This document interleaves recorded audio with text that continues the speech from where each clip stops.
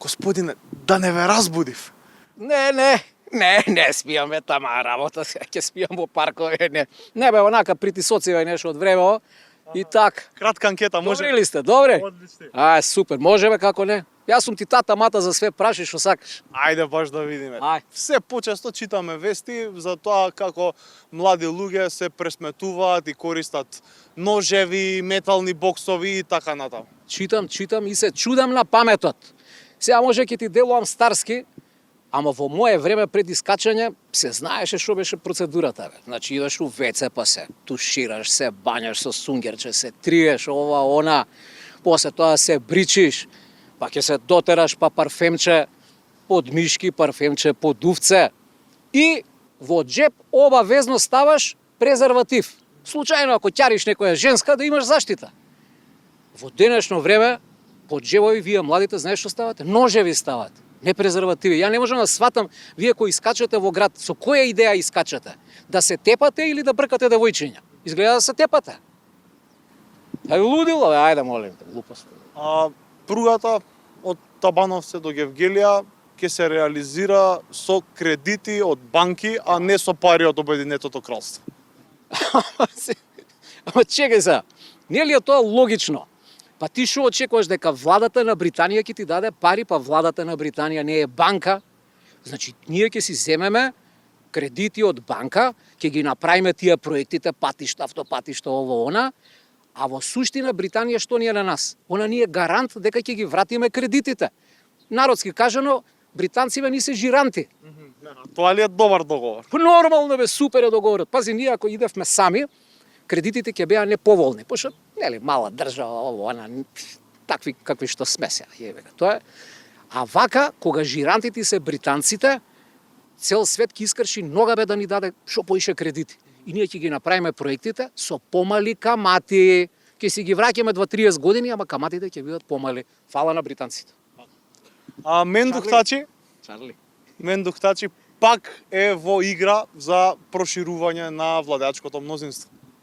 Види, Мендух Тачи ти е албанска варијанта на Павле Трајанов и на Стојанчо. Значи, он има една политичка стратегија, тоа ти е стратегија на селотейп. Која влада дојде, он се лепи за владата, ќари некое министерско место, некое директорско место и така.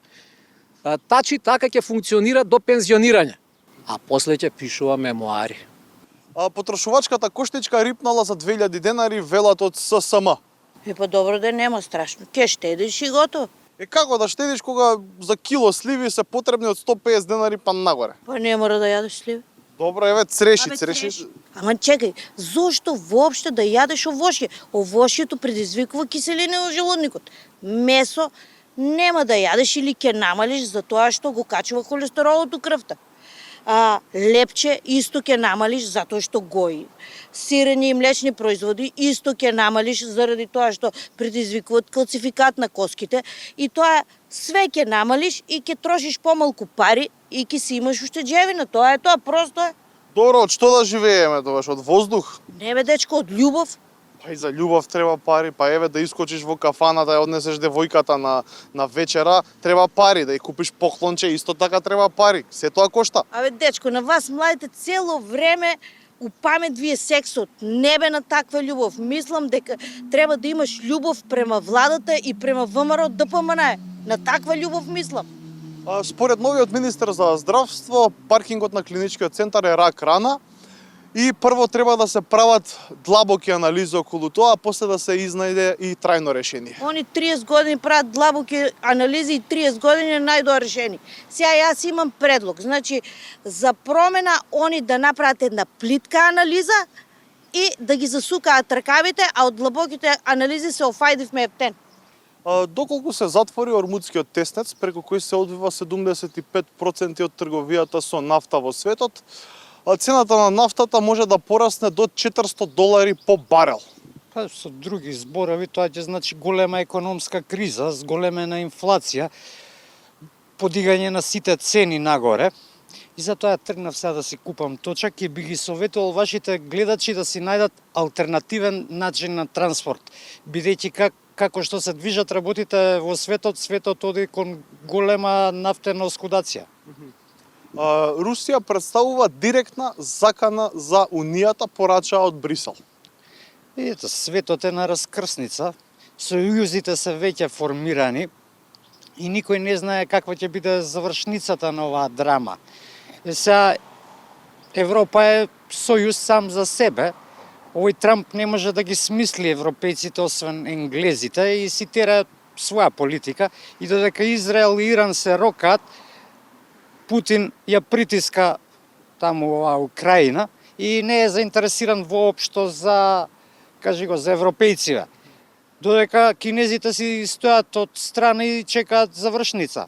А во светот се повеќе нуклеарни бомби и само се чека моментот некој од тие будалите да стане на лева нога и да го стисне копчето, а будали се повеќе и повеќе. Очигледно светот никогаш не бил поблиску до една глобална експлозија. Сега постои момент за проширување кој го немаше долго време. Ве молам, грабнете го.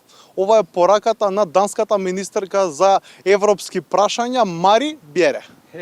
Што дочекавме, ја клекнавме Европа на колена и не тера да го фатиме моментот. Значи да го фатиме моментот, да ги ставиме бугарите во уставот и да почнеме преговори со Европската унија, ама ние си остануваме на својот став, не ги зарезуваме. Ќе дојде ден кога овие европејците ќе плачат од Брисел за да влеземе во Европската унија. Ама ние тогаш им даеме шамивче да си ги избришат солзите и ќе си останеме сами на своето. Сами, ама на рад.